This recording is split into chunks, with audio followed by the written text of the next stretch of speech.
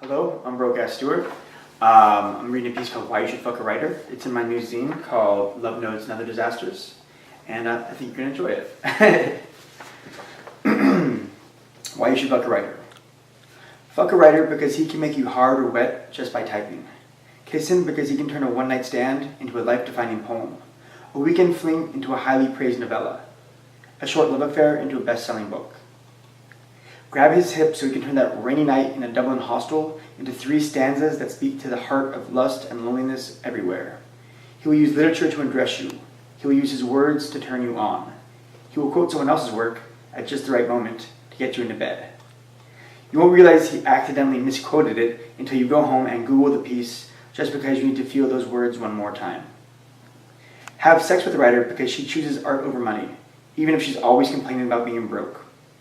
Unclasp her bra because she's 31 and still living with 3 roommates, squeaking by on rent, sliding by on bills, bartending a few nights, working in a bookstore, doing odd jobs, hustling.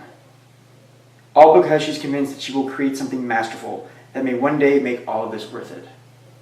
Pull off her jeans because you admire the sacrifices she makes to do what she loves, knowing you could never do the same.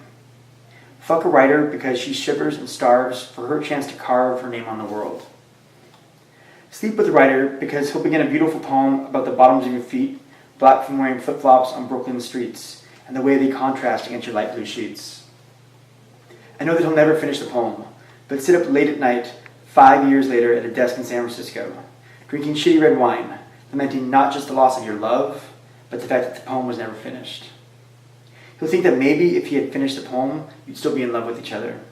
And then he'll think that he's just reading too deeply into it. Unbutton his shirt because he'll give you copies of the books he writes and inscribe them with cute, heartfelt love notes. Those same notes will make him weep while he separates his library from yours, after the breaking up, during the moving out. He'll take all his books with him, giving you more room for the new furniture he always said the two of you couldn't afford. Lay with the writer because she'll build you up in her mind to be way more than you would ever be in real life. Climb on top of her because she'll tell you elaborate things you know aren't true but wish were. Fuck her not for who she is, but who she believes herself to be, and because you almost believe it too. Do it for her brain, or because she's read more books than you, or because at her core, she's a romantic, even when she's jaded, heartbroken, and full of self-doubt.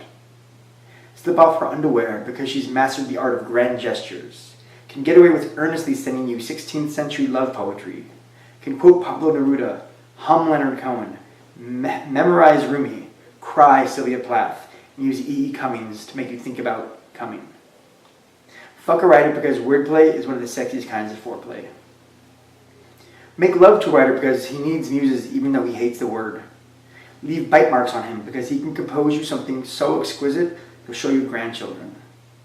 Do it because he trades in metaphors and similes and crafts sentences that make you pause, pull the book to your chest, and sigh.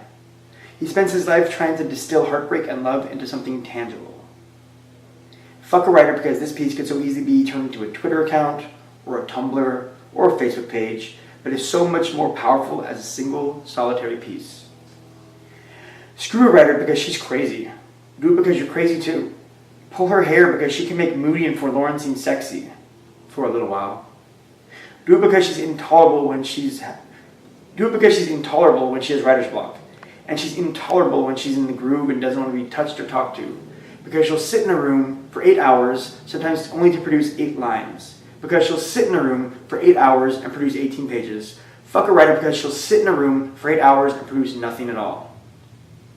Bang, bang, bang a writer because he'll send you electronic love letters from across the world, writing you daily with words that burst with the feelings he wasn't able to say in person. He'll wake up each morning with a flutter in his stomach, excited to see what bits of tenderness are sprinkled within your emails, detailing all the little pieces of life he's missing by not being home. Curl up next to him because he'll understand the meaning of lovesickness and will pine for you and use what little money he has to help you buy a ticket to meet him. You will believe in him and move across the country with him and sacrifice so much for him, ultimately knowing he will never fully appreciate any of it. Because he always puts his work first.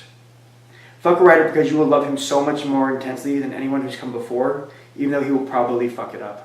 Don't fuck a stockbroker. Don't fuck a real estate developer. Don't fuck a politician. Don't fuck someone in finance. Don't fuck people who've never created something lovely simply for the sake of creating it.